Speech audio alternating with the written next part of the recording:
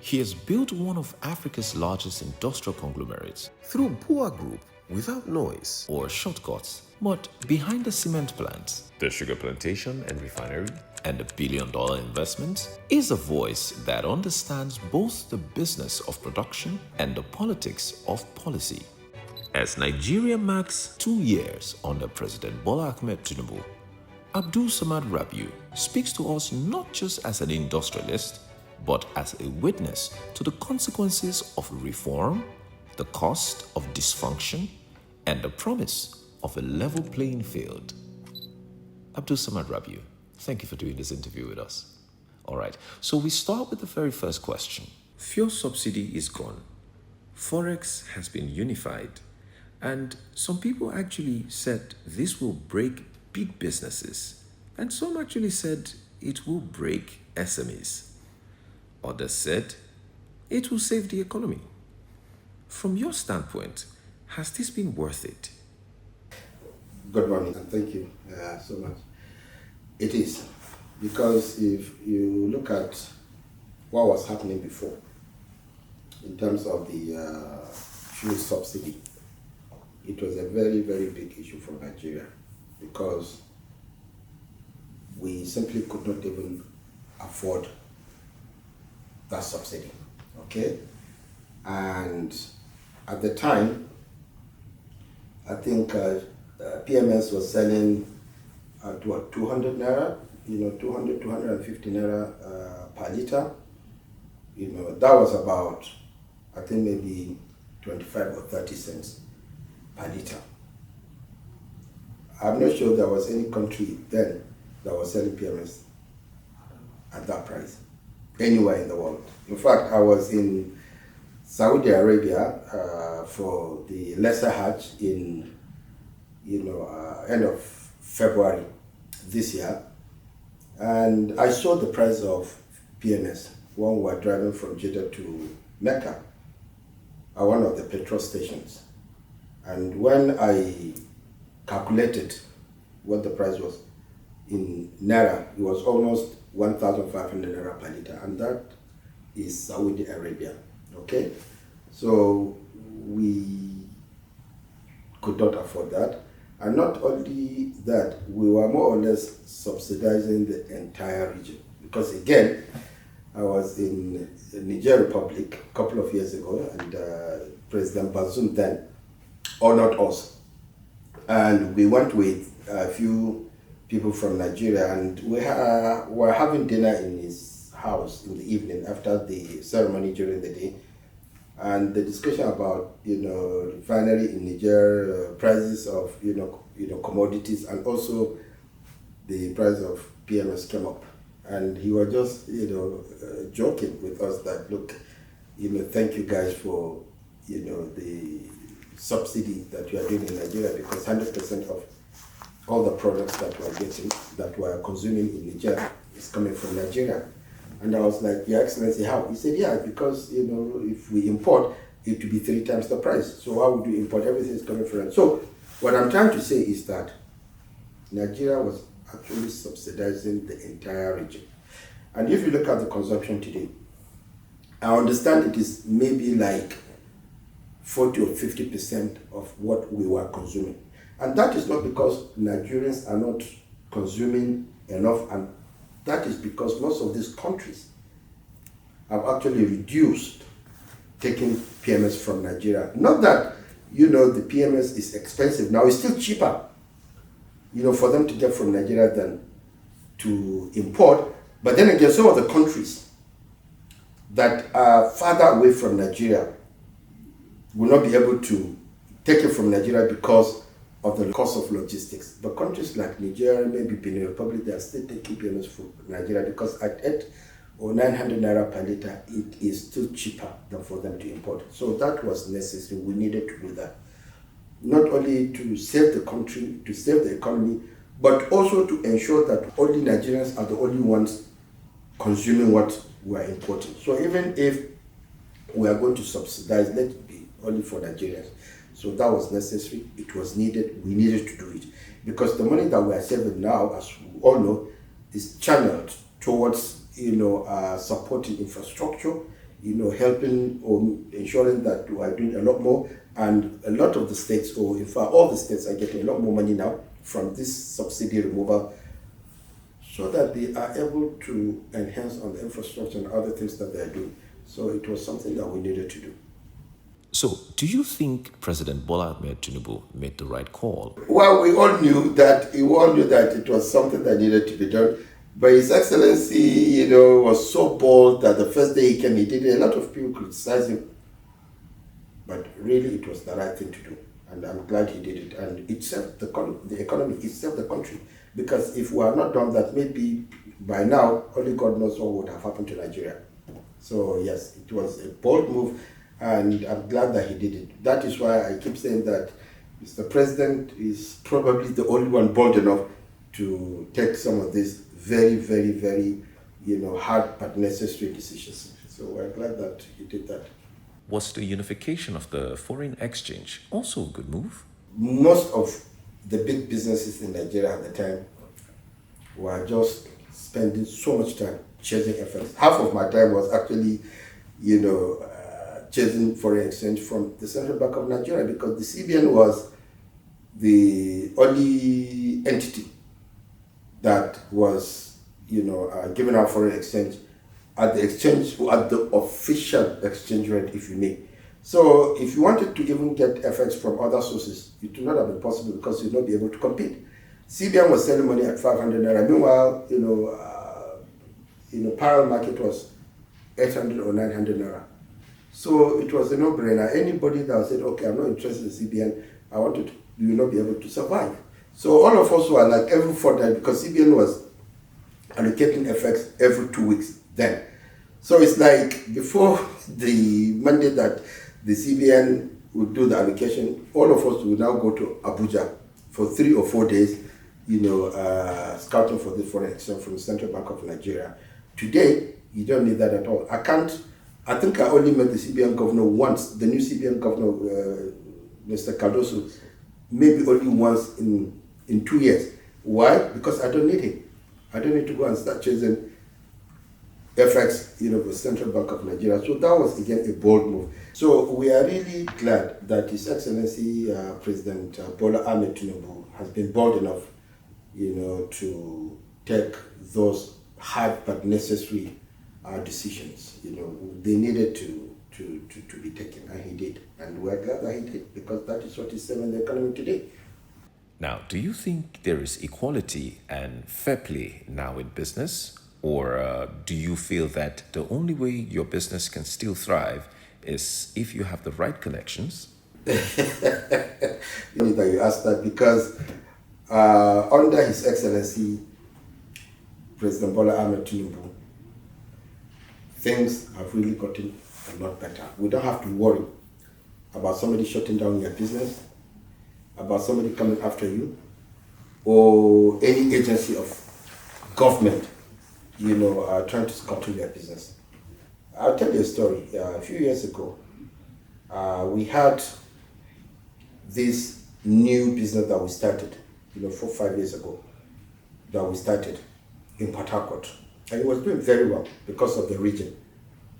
And it was, or still is, because it's Boa Foods in Port Harcourt, under this concession that we have with Nigeria Ports Authority. So the business is under the premises of NPA, although it was leased to us for 30 years. And one day we woke up and we just saw a letter that the concession was revoked, the terminal was shut down, and that the lease agreement was terminated. And I was like, how could that be possible? So later we realized that the managing director of NPA then decided to shut that business. And the offense was that we were competing with, our business was competing with the business of, her friend, if you know what I mean. And she wanted to impress her boyfriend, and she decided to shut down the business. That was the only offense. That kind of thing is not happening, and it doesn't happen anymore, because nobody would go and do anything like that under the leadership of President Bola Ahmed Tinubu. You can wake up in the morning without any fear of seeing a message that your business is shut down by Obaseki or by MPA or by anybody. So this is what this government has, or His Excellency has brought: sanity, stability, and you can plan. And this is a business that we started, as I said, 4 years ago. We spent over $500 million then, and with over 4,000 people. So the stability is there now. So these are the kind of things that we're really very, very comfortable and happy with.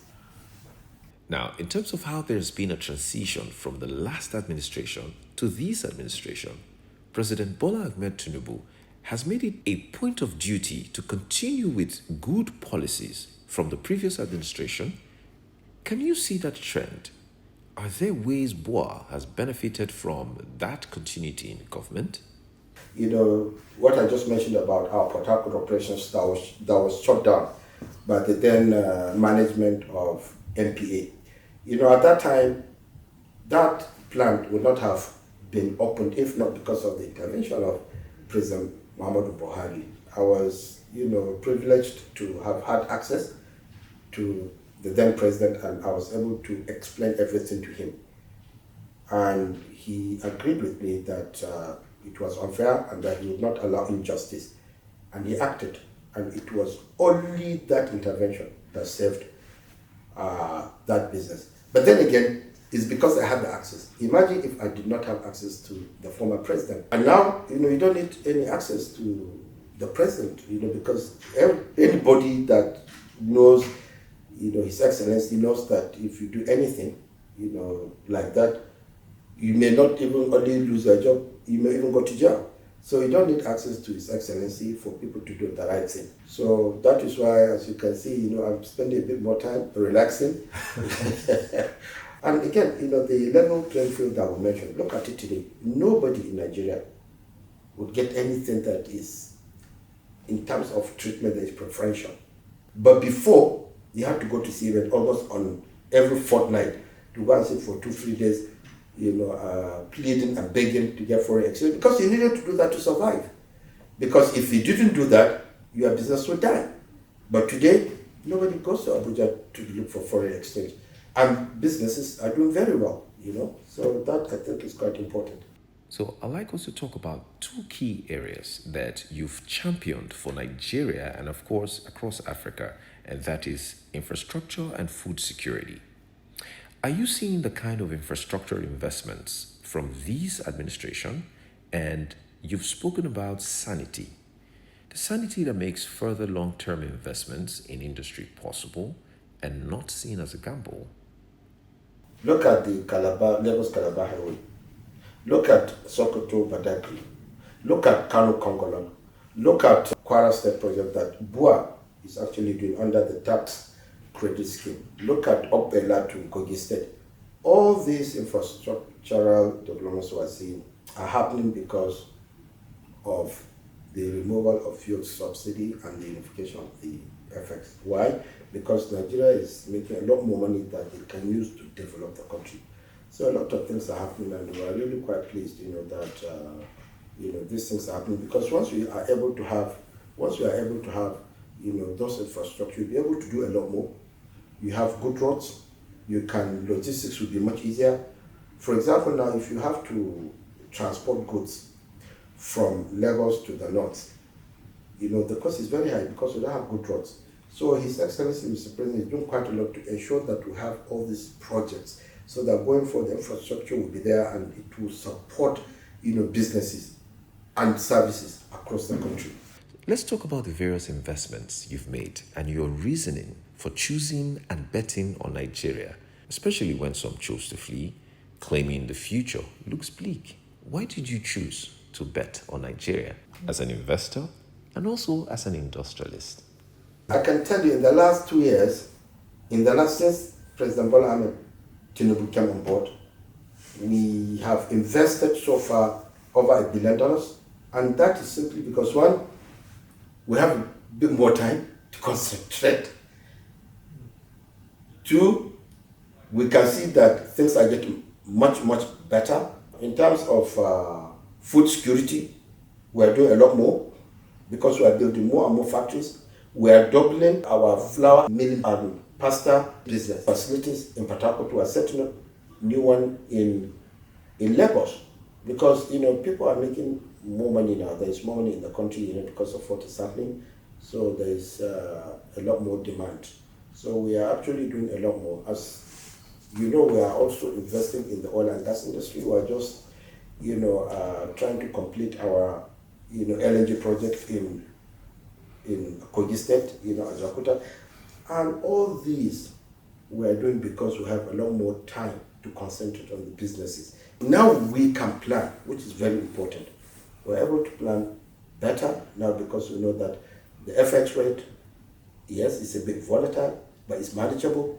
The exchange rate has been stable for almost a year today now, and we know that it will continue to be stable because you don't even need to. The money is coming from all over. People have a lot more confidence in the country.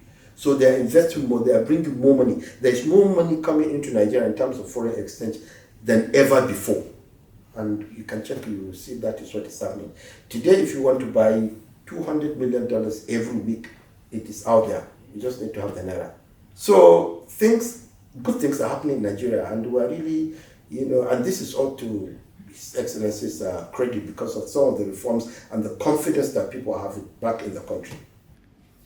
So if you have to be brutally honest, as an industrialist who has had dealings with global leaders, what has President Bola Ahmed Tinubu's administration done right? Not just for the industry that you're in, but for Nigeria as a whole. And what must he get right next? One, the removal of fuel subsidy. That was it. The biggest scam in Nigeria. So that has been removed. Number two, the unification of the FX regime. Thirdly, the stability we have. Stability and sanity more than anything. So these are the things that I think he's been able to do that have and will continue to strengthen the economy of Nigeria. I keep telling people, there is no country like Nigeria in terms of potentials. Look at what we have in terms of arable land. Look at our climate. Look at our population, which is the biggest asset that we have. Resources, apart from the human capital, people, young people and bright people. But we just need to concentrate and focus and believe in the country, rather than thinking, we have to go there. And then, if you have the leadership, which you do have now, good leadership, the sky is the limit for us.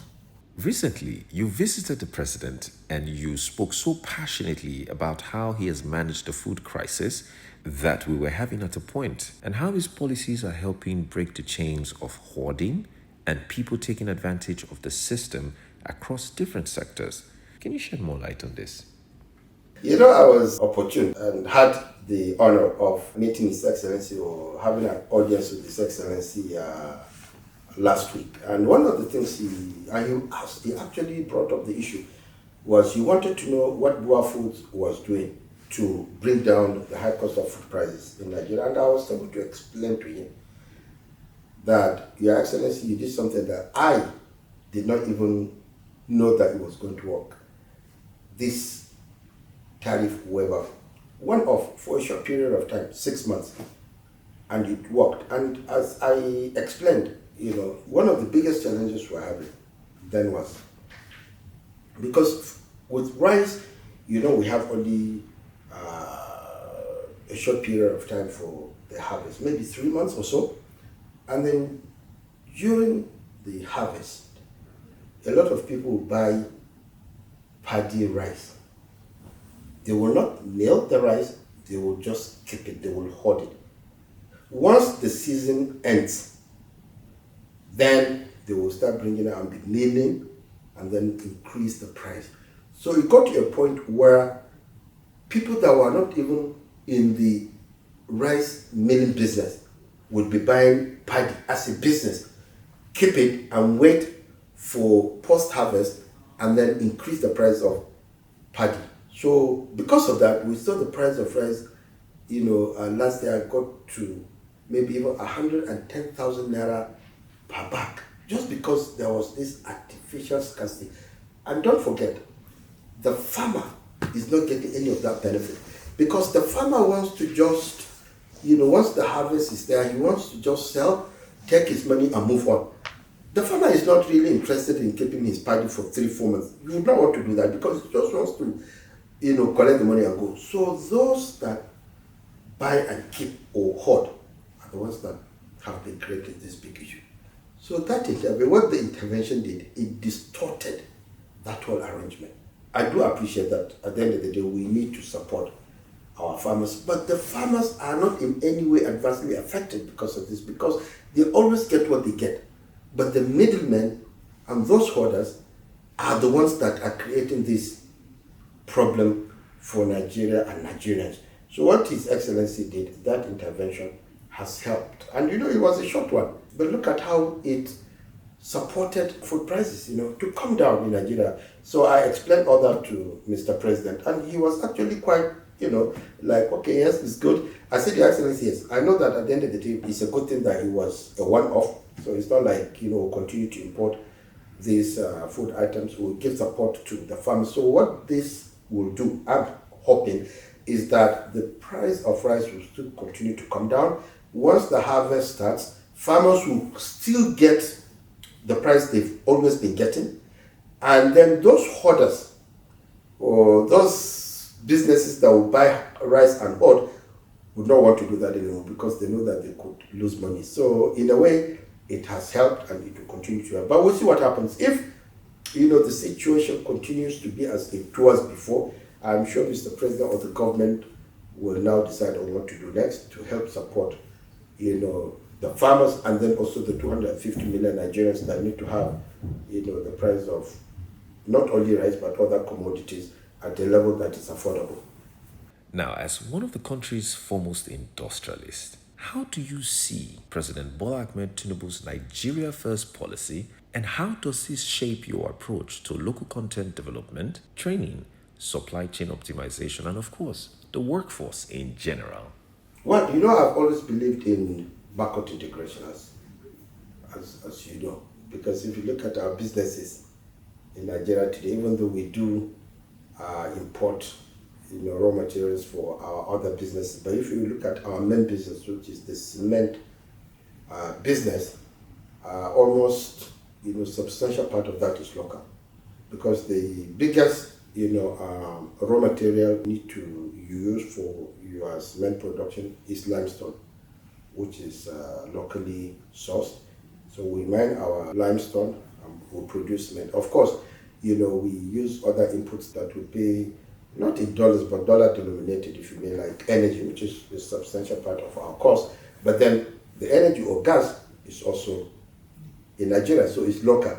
So that is, what we're doing, and I believe that hence the reason why we enter into that business. And I keep telling people that don't understand that the price of cement in Nigeria is still very cheap. Because imagine now if we had to import the cement that we are producing in Nigeria. If you have to import 1 million tons of cement a month now, you need to bring it to the ports. We don't even have the infrastructure to import 1 million tons a month every month to Nigeria. And then you have to transport it to other parts of the country. By the time you are done with that, the cement price will be over 15,000 naira per bag. So really, it has helped a great deal. And now we are investing even more, because under President Bola Ahmed Tinubu's leadership, there are a lot of concessions in terms of energy, in terms of gas, waiver on all the equipment they are bringing for mining and also for cement industry. So that is what we are doing. We have done so much, and we will continue to do, because we believe in this country. We believe in Nigeria. We know the potential is there. Everybody tells you, oh, but Nigeria is the place to be. And we'll continue to invest in Nigeria. More so because we have a president that is able, that is focused, and that is supportive. So we'll continue to do a lot more, much more than what we were doing before. My advice is that people should take a bet on Nigeria, because Nigeria has it all. The population, 250 million people. There's no country that has that kind of population, number one.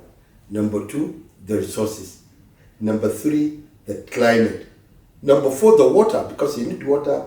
Agriculture, you need a lot of water, and we have that in Nigeria. And number 5, we have a strong leadership now. So there is no better place to do business than Nigeria. And I'm glad we are doing a lot and will continue to do more.